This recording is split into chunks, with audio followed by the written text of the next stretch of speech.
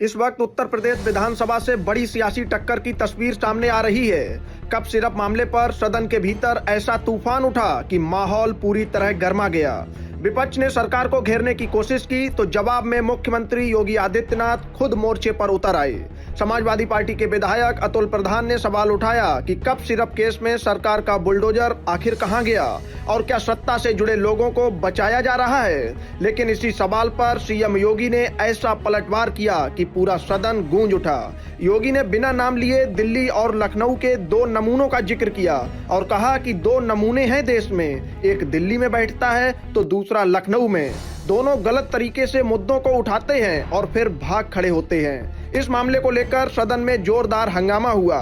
CM योगी ने कहा कि उत्तर प्रदेश में कप सिरप से एक भी मौत नहीं हुई है। उन्होंने यह भी दावा किया कि जिस आरोपी का नाम कप सिरप मामले में उछाला जा रहा है उसका लाइसेंस समाजवादी पार्टी के शासनकाल में ही जारी हुआ था। कुल मिलाकर कप सिरप का मुद्दा अब सिर्फ दवा का नहीं, सीधा सियासी संग्राम बन चुका है। आपको दिखाते हैं योगी का वो बयान जिसने विपक्ष को कटघरे में खड़ा कर दिया और विपक्ष सदन से वॉकआउट कर गया। मैं आपके छेड़ने की स्थिति का उससे आपकी इस मजबूरी को जान सकता हूं, जिसके बारे में एक छोटी सी कहावत है कि चोर की दाढ़ी में तिनका। देश के अंदर 2 नमूने हैं, एक दिल्ली में और एक लखनऊ में बैठते हैं। जब देश में कोई चर्चा होती है तो तुरंत वह देश छोड़ करके भाग जाते हैं।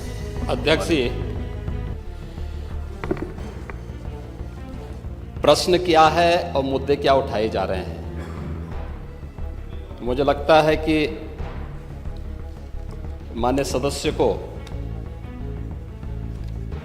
पूरा अध्ययन करके आना चाहिए, सदन की गरिमा का ध्यान भी रखना चाहिए। लेकिन मुझे इसलिए भी खड़ा होना पड़ा है क्योंकि नेता विरोधी पक्ष ने सदन की कार्रवाई प्रारंभ होते ही इस मुद्दे को उठाया और आपने भी उसको छेड़ा है। लेकिन मैं आपके छेड़ने की स्थिति का उससे आपकी इस मजबूरी को जान सकता हूं, जिसके बारे में एक छोटी सी कहावत है कि चोर की दाढ़ी में तिनका।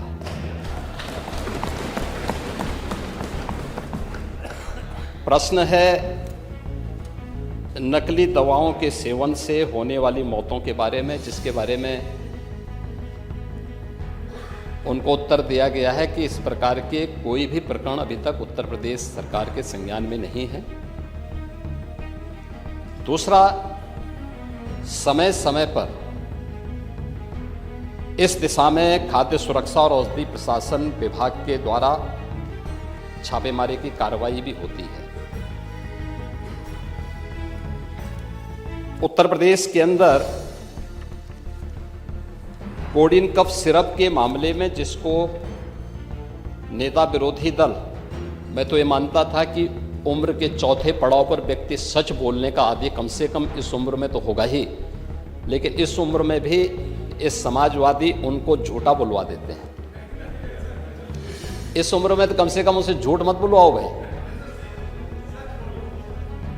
सच बोलने के उनको आदी होना चाहिए। और तो चेयर पे बैठ चुके हैं लंबे समय तक, स्पीकर के रूप में उन्होंने इस सदन को आगे बढ़ाया है। कोडिन कफ सिरप से उत्तर प्रदेश के अंदर कोई मौत नहीं हुई है। एक। दूसरा, इस मामले में एनडीपीएस के अंतर्गत कार्रवाई होगी। ये उत्तर प्रदेश सरकार इस मामले को कोर्ट में जीती है, उत्तर प्रदेश ने इस मामले को लड़ा है। तीसरा, उत्तर प्रदेश में इसका जो सबसे बड़ा होलसेलर, जो बड़े होलसेलर हैं, जिसको सबसे पहले एसटीएफ ने पकड़ा था 2016 में, उसको लाइसेंस समाजवादी पार्टी ने जारी किया था। जो फोटो रिलीज हो रही हैं, देश के अंदर 2 नमूने हैं, एक दिल्ली में और एक लखनऊ में बैठते हैं। जब देश में कोई चर्चा होती है तो तुरंत वह देश छोड़ करके भाग जाते हैं। और मुझे लगता है कि यही आपके बबुआ के साथ भी हो रहा होगा। वह भी देश से फिर जाएंगे इंग्लैंड की सैर सपाटे में और आप लोग यहां चिल्लाते रहेंगे।